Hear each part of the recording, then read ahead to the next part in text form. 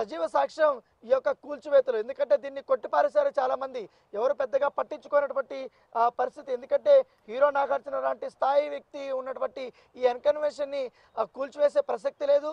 పైగా గత ప్రభుత్వం కూడా ఎన్నోసార్లు ప్రయత్నించాలనుకున్నది, కానీ ఎవరు కూడా ఆ సాహసం చేయలేకపోయారు అని అనేక రకాలుగా సోషల్ మీడియాలో కూడా ట్వీట్లు కూడా చేస్తున్న నేపథ్యంలో హైడ్రా అధికారులు ఎప్పుడైతే ఫిర్యాదు అందుకున్నారో, ఫిర్యాదు అందుకున్నటువంటి మరుక్షణమే వచ్చి వాళ్ళకి లీగల్ నోటీసులు ఇచ్చారు.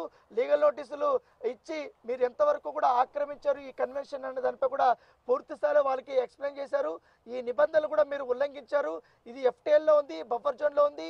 ఈ కుంట అనేది గతంలో మొత్తం హైదరాబాద్లో ఈ ప్రాంతంలో, ఎందుకంటే మాదాపూర్ కానీ హైటెక్ సిటీ కానీ ఇక్కడ కొండాపూర్ కానీ ప్రాంతంలో ఎక్కువగా వాటర్ ఎక్కువ తాగునీటి సరస్సుగా కూడా ఉండేది, వాటర్ రిసోర్స్ కూడా ఎక్కువగా ఇచ్చేది అనేది కూడా వారు చెప్పినటువంటి పరిస్థితి కనపడుతుంది. సో దానికి ఇంకా అనేక సార్లు కూడా ఈ ఎన్కన్వెన్షన్ సంబంధించినటువంటి ప్రతినిధులు ఇది కూల్చోబెత్తుంటూ కూడా అనేక కోర్టు చుట్టూ కూడా వెళ్ళడానికి కూడా వారు ప్రయత్నించినప్పుడు, కానీ ఇప్పటికే కోర్టు నుంచి కూడా మొన్న ఏదైతే జనవాడకి సంబంధించిన ఫామ్ హౌస్ కూల్చివేస్తున్నారంటూ కూడా కోర్టుకి వెళ్ళినటువంటి నేపథ్యంలో అప్పుడు హైకోర్టులో వాదనలు కూడా జరిగాయి. వాదనలో వారు అడిగారు హైడ్రాకి, మీకున్నటువంటి లీగాలిటీస్ ఏంటి, మీరు ఏ రకంగా కూడా ఈ యొక్క ఆక్రమణలన్నీ కూడా కూల్చివేస్తున్నారని అడిగినప్పుడు హైడ్రా ఎందుకు ఏర్పడింది, ఎందుకు ఈ చెరువులు అన్యాయక్రాంతమైన వాటిని అంతా కూడా రక్షించాలనుకున్నది కూడా పూర్తిగా న్యాయమూర్తికి చెప్పిన తర్వాత న్యాయమూర్తి ఒక సూచన చేశారు.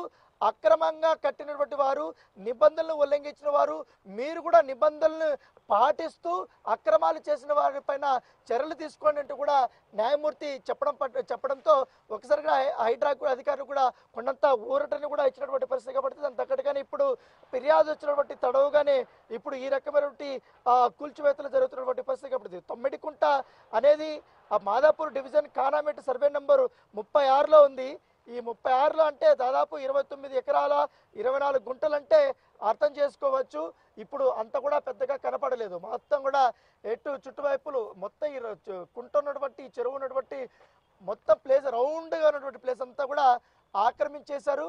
ఇక్కడ అపార్ట్మెంట్లు కట్టేశారు, మరోవైపు ఇక్కడ ఎన్కన్వెన్షన్ ఉంది, మరోవైపు అటువైపు కొంచెం అక్కడ PG హాస్టల్స్ కట్టారు, కొంచెం మంది హాస్పిటల్స్ కూడా కట్టారు, మరోవైపు అటువైపు మొత్తంగా ఆక్రమించేసి అక్కడ షెడ్లు కానీ అవన్నీ కూడా అక్కడ వేసేసుకున్నారు. అక్కడ కూడా వాణిజ్య కార్యక్రమాలంతా కూడా పెద్ద ఎత్తున కూడా చేస్తారు. మరోవైపు కొంచెం ముందుకు మనం చూస్తే మాత్రం కొంచెం మన కెమెరామెన్ కూడా జూమ్ చేసి చూపిస్తారు. ఆ వాటర్ కనిపిస్తున్నటువంటి దాని బ్యాక్ సైడ్ ఏదైతుందో ఆ ప్లేస్ అంతా కూడా ఇప్పటికే అమ్మేసినట్టుగా తెలుస్తుంది. అది కూడా కబ్జాకోరులు తమ ఆధీనంలో తీసుకుని ఇతరులకి అమ్మేసినట్టుగా మనకు సమాచారం అవుతుంది. గతంలో ఒక పెద్ద లీడర్ కూడా ఈ యొక్క తమ్మిడికుంటకు సంబంధించినటువంటి పక్కనే ఉన్నటువంటి ప్లేస్ను కూడా కొంత ఆక్రమించారు. అప్పట్లో పెద్ద ఎత్తున కేసులు కూడా నడిచినటువంటి పరిస్థితి కనపడుతుంది. దానిపైన కూడా చర్యలు తీసుకోబోతున్నట్టుగా మనకు సమాచారం ఉంటుంది. సో బీఆర్ఎస్లో ఉన్నటువంటి నాయకులు అప్పుడు కొంతవరకు భాగం వరకు కూడా అది ఆక్రమించినట్టుగా అధికారులకు దృష్టికి వచ్చింది. సో ఎవరు ఎంత పెద్దవారైనా, ఎంత పెద్ద అధికారైనా, ఎమ్మెల్యే అయినా, MP అయినా ఎవరు చెప్పినా కూడా వినే ప్రసక్తే లేదని కూడా ఇప్పటికే హైడ్రా కమిషనర్ చెప్పిన నేపథ్యంలో, ఎందుకంటే ఈ హైడ్రాకి మొత్తం చైర్మన్గా ముఖ్యమంత్రి రేవంత్ రెడ్డి ఉన్నాడు.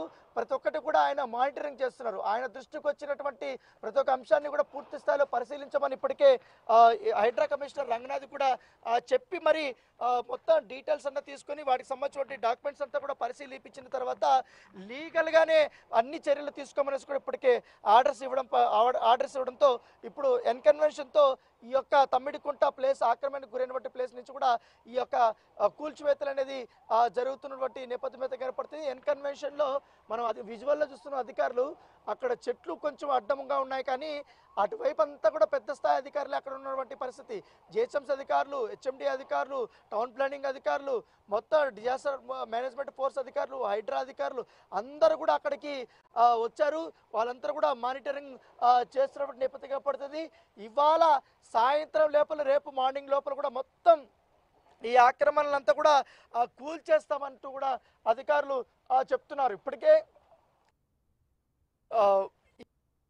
కుంటకు సంబంధించిన చెరువుతో మాత్రమే కాకుండా మాదాపూర్లో కూడా మరొక ఈదురుకుంట అనే ఒక చెరువు ఉంది. ఆ చెరువు కూడా పూర్తి స్థాయిలో అన్యాక్రాంతం అయిపోయింది.